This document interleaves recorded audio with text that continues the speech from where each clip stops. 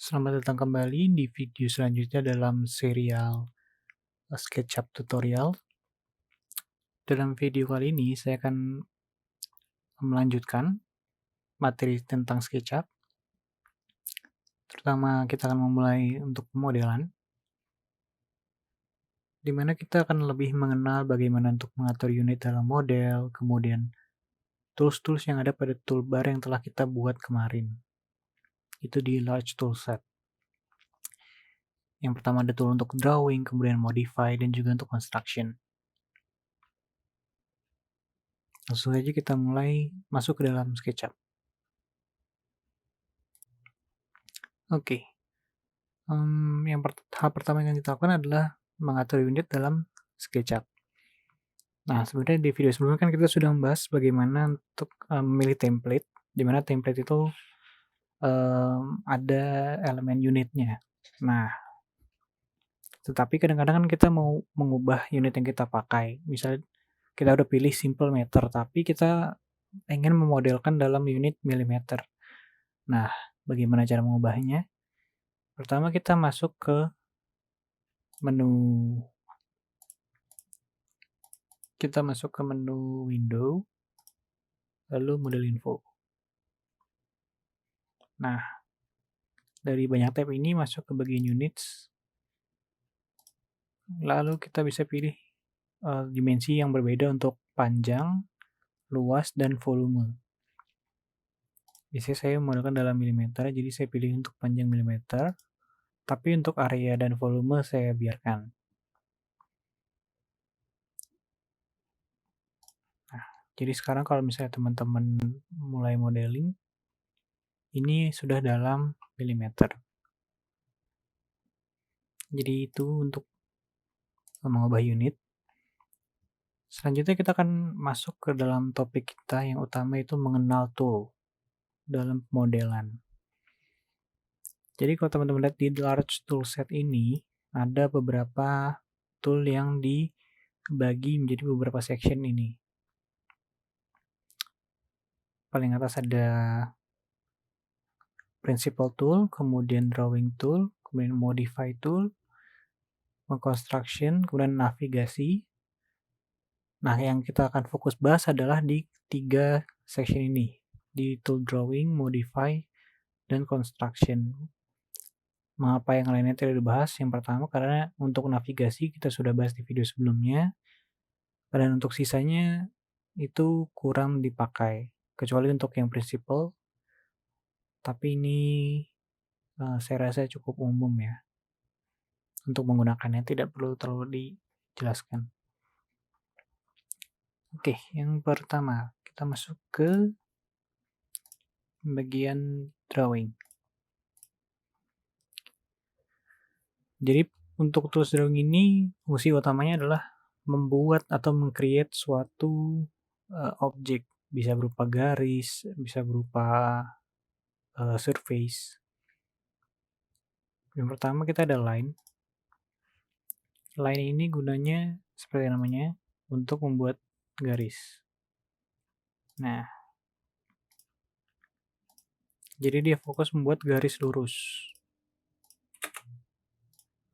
Shortcutnya kalau di keyboard itu adalah L.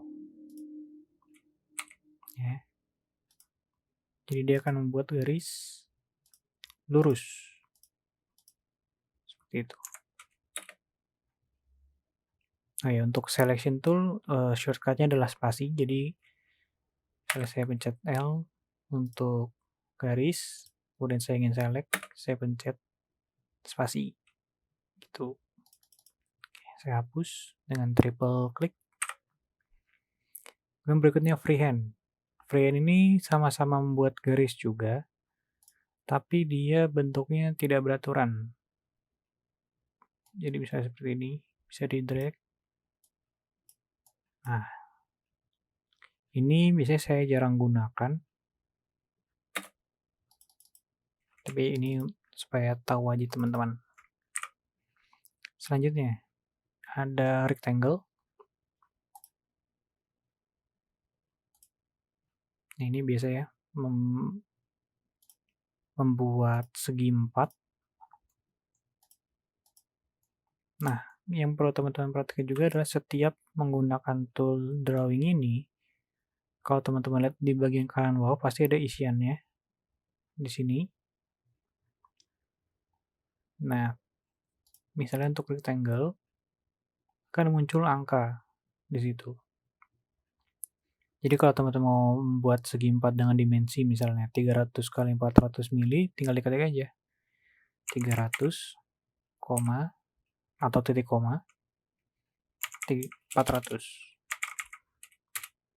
Nah, jadi dimensinya nanti akan jadi 300 kali 400. Seperti itu. Saya hapus lagi. Oke, selanjutnya kita masuk ke selanjutnya rotated rectangle ini saya jarang pakai ya. Kita masuk ke circle saja. Circle ini membuat lingkaran. Nah, yang perlu diperhatikan juga adalah pada saat menggunakan tool circle, bisa lihat itu ada di kanan bawah sides. Secara default minimum adalah 24 side atau 24 sisi. Nah, kalau 24 sisi maka kan hasilnya seperti ini. Masih cukup terlihat bahwa ini adalah segi banyak. Saya biasanya prefer untuk side-nya itu adalah 36.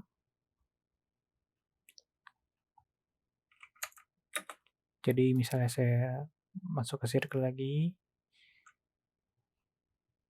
saya buat size-nya 36, kemudian enter. Kemudian saya buat radiusnya 1000 misalnya. Ini agak sedikit lebih baik. Atau kalau mau dibuat lebih banyak lagi sisinya, saya ini 1000. Setelah dibuat, ini bisa juga diketik 72S. Nah, jadi dia 70 sisi. Semakin banyak sisinya, akan semakin terlihat seperti lingkaran. 144S. Enter. Nah, dia akan semakin membentuk lingkaran. Seperti itu.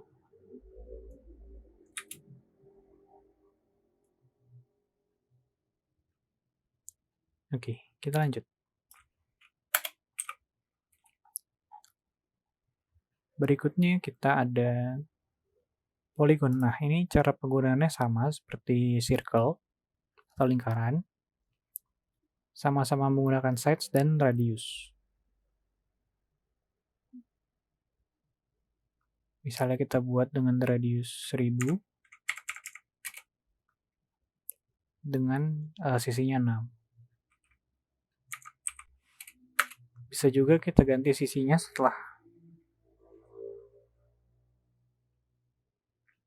setelah menjadikan objek segi banyaknya, kita ketik lagi misalnya 8S atau berapapun sisi yang kita mau, misalnya jadi segitiga sama sisi 3S.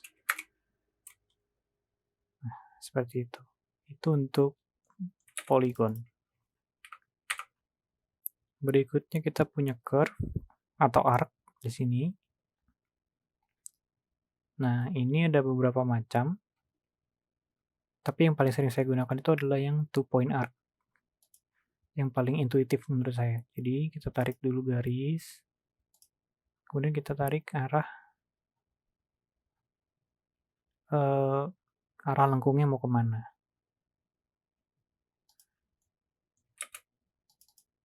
Seperti itu. Ada lagi yang mungkin cukup intuitif adalah yang pertama ya. Jadi ibaratnya ini adalah poros lingkaran, kemudian kita tarik berapa radiusnya, kemudian kita putar dari poros tersebut, membentuk sebuah lengkungan. Nah, lengkung ini kan juga merupakan segi banyak ya. Jadi bisa kita tambahkan sisinya menggunakan komen yang sama, misalnya 72S, maka dia akan menambahkan jumlah sisi pada lengkungan tersebut. Seperti itu. Oke. Itu untuk tools-tools yang ada pada drawing tools. Selanjutnya kita akan melanjutkan pada tools modify. Nah, untuk tools modify ini fungsinya adalah untuk memodifikasi dari objek-objek yang kita buat. Misalnya saya akan buat sebuah segi 4 dengan dimensi 1000 dikali 1000.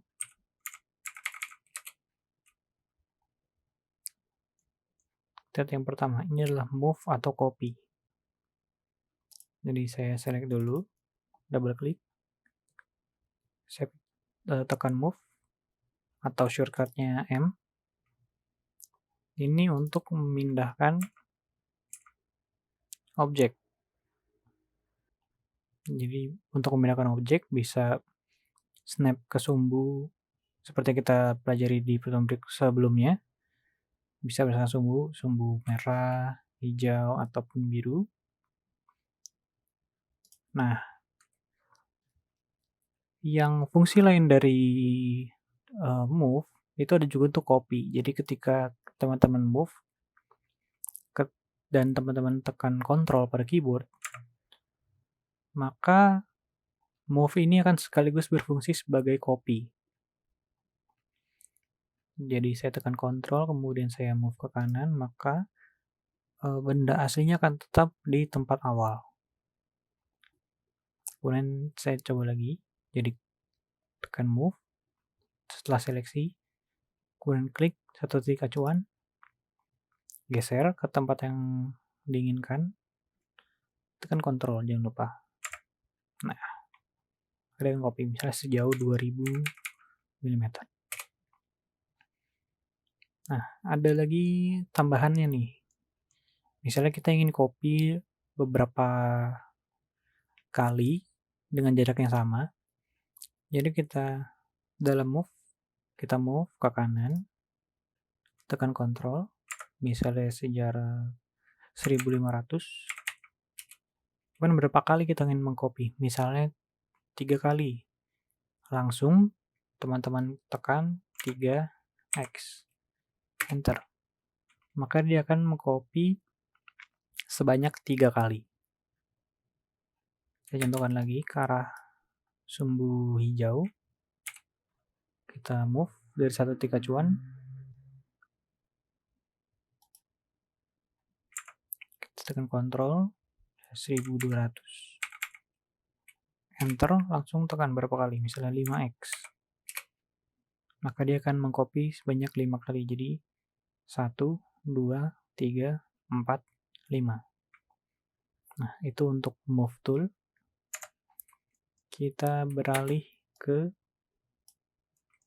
tool selanjutnya, yaitu push pull. Nah, ini push pull. Ini fungsinya untuk membuat objek 3D dari face tertentu. Jadi fungsi simpelnya adalah untuk mendorong objek 2 dimensi menjadi 3D seperti ini.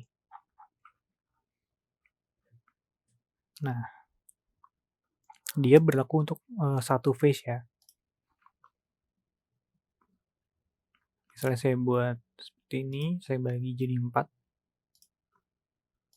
Nah, ketika kita pilih push pull, itu hanya bisa satu-satu. Nah, seperti ini. Jadi dia berlaku untuk satu face.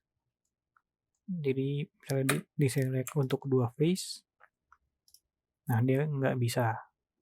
Secara otomatis dia akan di-select sendiri. Atau seleksinya akan hilang sendiri. Selanjutnya, tool rotate. Rotate ini seperti namanya untuk memutar objek. Jadi saya pilih rotate, kemudian cara menggunakannya adalah klik di sumbu putarnya, misalnya di pojok kiri sini, kemudian kita acuan sudut pertamanya, ini bisa sembarang, bisa dari sini, kemudian kita putar. Nah, kita putar, bisa kita masukkan sudutnya, misalnya 120 derajat. Nah, ini diputar 120 derajat dari posisi sebelumnya. Bisa juga kita rotate, kita buat dulu sumbu acuannya dengan garis bantu, misalnya di sini 3000 mm dari titik objeknya. Lalu kita rotate.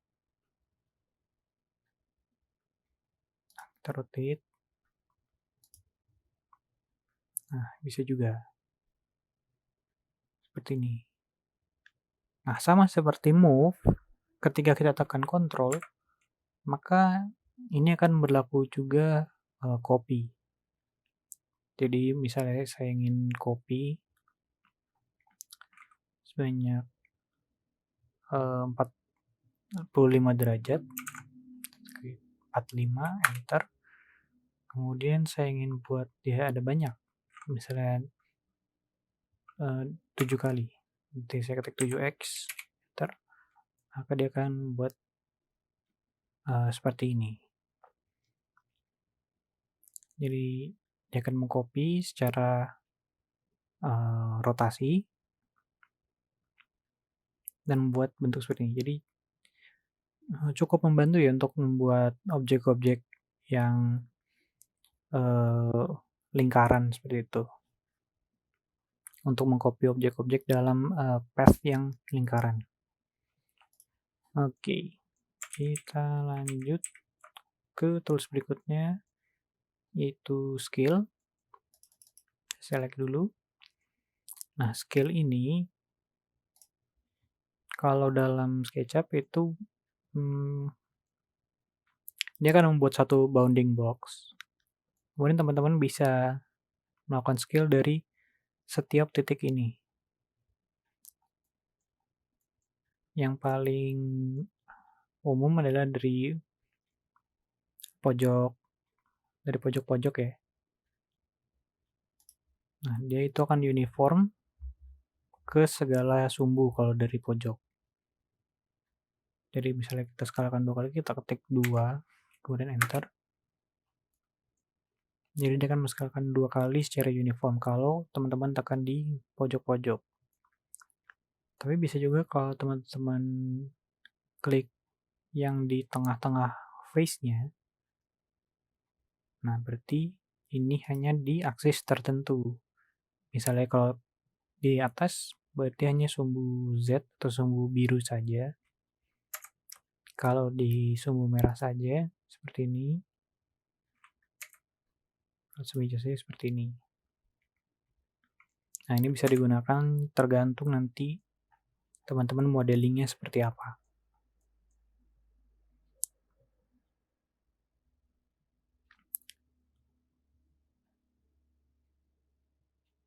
Nah, dalam scaling bisa juga teman-teman maunya dari tengah objek. Teman-teman bisa sambil tekan Ctrl, lalu klik, maka dia akan sumbu atau porosnya itu dari tengah objek, bukan dari pojok. Atau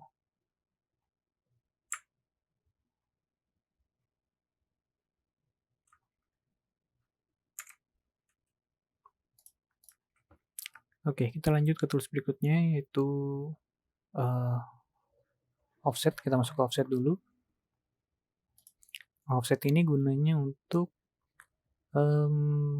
membuat garis yang mirip seperti scale sebenarnya. Jadi intinya seperti ini. Akan membuat garis dengan jarak tertentu dari sebuah face. Jadi dia akan trace bentuk yang luar ini, lalu diperbesar atau diperkecil. Jadi kita bisa offset ke dalam atau ke luar. Seperti ini di offset keluar. Kemudian bisa juga di offset ke dalam. Itu. Untuk fungsinya biasanya untuk membuat tembok. Kalau dalam rumah ya bisa membuat tembok dengan offset dan lain-lain. Oke. Selanjutnya ada tool yang unik namanya Follow Me. Ini untuk membuat objek 3D dari suatu penampang yang didorong ke jalur tertentu. Nah, maksudnya apa? Jadi, misalnya saya buat dulu jalur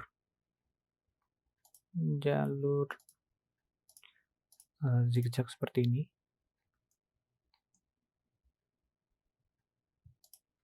Kemudian ke atas. Nah, kemudian saya buat lagi sebuah lingkaran yang tegak lurus sumbu hijau. Nah,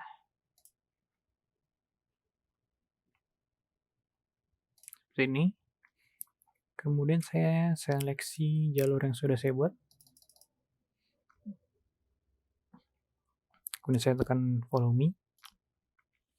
Lalu saya tekan lagi Face yang tadi. Nah, maka Follow Me ini maksudnya adalah face yang tadi akan mengikuti jalur yang teman-teman buat. Seperti itu. Nah, ini biasanya berfungsi untuk membuat pipa, kemudian juga railing tangga, ataupun kabel bisa juga. Objek-objek yang dalam jalur tertentu dan mempunyai penampang yang uniform. Seperti itu. Nah, jadi itu untuk tools drawing dan juga modifikasi. Nah, selanjutnya adalah untuk bagian construction. Saya buat dulu rectangle lagi. Saya push. Saya tambahkan lagi. Saya push lagi. Nah, seperti ini aja. Nah, yang pertama, tape measure tool atau pita ukur atau meteran. Gunanya adalah untuk mengukur objek. Ini diukur, lalu teman-teman bisa baca panjangnya di bagian kanan bawah. Gitu. Simple, cukup simple. Tapi dia tidak akan menampilkan dimensinya di dalam model, hanya di bagian kanan bawah. Bagian measurement aja. Kalau mau menampilkan dimensinya, itu di tools berikutnya, yaitu dimension. Cara pakai sama, klik ujung-ujung yang ingin diukur, lalu diarahkan. Nah, jadi ini untuk memunculkan dimensi. Kalau teman-teman ingin misalnya membuat model yang ingin dikasih tahu informasi tentang ukurannya. Nah, misalnya teman-teman lagi buat model tentang apa ya? Misalnya Rubik's Cube. Teman-teman mau saya tahu ukuran Rubik's Cube-nya dimensinya berapa. Nanti ingin dipresentasikan, jadi bisa dimunculkan dimensinya di sini. Gitu. Kemudian ada protractor, ini untuk mengukur sudut. Cara menggunakan itu dari poros sudutnya atau titik sudutnya. Kemudian pilih garis yang pertama, kemudian garis yang kedua. Nanti pembacaannya akan ada di measurement. Seperti itu. Cukup simpel. Kemudian ada teks atau label. Ini gunanya seperti leader kalau di AutoCAD. Jadi dia akan menunjuk salah satu titik di objek, kemudian kita bisa tarik, kita bisa beri keterangan. Nah, kalau secara default dia akan memberikan keterangan koordinat, tapi kita bisa ubah sesuai yang kita inginkan. Misalnya ini saya beri keterangan tangga.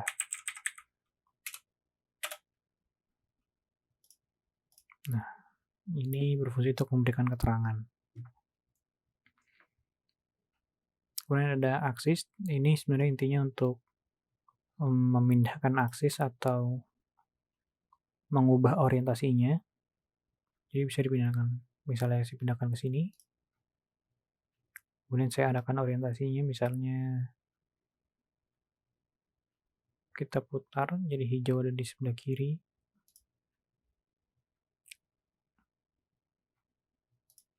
Nah, sumbunya jadi berubah. Intinya untuk memindahkan dan mengorientasi ulang sumbu dalam model. Kemudian yang terakhir adalah untuk menggambar 3D text. Jadi kadang-kadang kan kita juga butuh objek 3D yang berupa tulisan. Dan kalau misalnya kita harus gambar satu-satu huruf itu kan agak memakan waktu ya. Jadi bisa menggunakan 3D text ini. Bisa masukkan teksnya misalnya papan nama. Kalian bisa pilih font. Bisa pilih alignment-nya. Bisa masukkan tinggi teksnya. Dan juga di extrude-nya seberapa tebal. Kan kalau sudah oke, tinggal tekan place. Lalu bisa diarahkan mau terus di mana. Nah, ini nanti bisa di-scale kan juga. Nah, sayangnya untuk tool ini tidak berfungsi dengan baik untuk semua font ya. Jadi gunakan font-font yang umum. Ini misalnya di font yang tadi saya gunakan dia kurang sempurna. Jadi ada lubang di A, di garis tengah yang A ini. Kemudian di N dia masih ada garis-garis seperti ini. Jadi itu hal yang perlu diperhatikan kalau teman-teman mau menggunakan 3D text tool ini. Untuk navigasi kita sudah bahas di pertemuan di video sebelumnya. Jadi saya nggak akan bahas lagi di sini. Saya rasa cukup untuk video kali ini. Dan sebenarnya untuk pengenalan tool ini saya udah pernah bahas di video saya sebelumnya. Kalau nggak salah di tahun lalu. Mungkin nanti saya kasih link juga. Mungkin ada yang terlewat di video kali ini. Mungkin ada yang sudah saya pernah bahas juga dan saya tidak bahas di video kali ini. Teman-teman bisa cek juga video sebelumnya. Oke, saya rasa itu dulu dari saya. Sampai bertemu di part selanjutnya.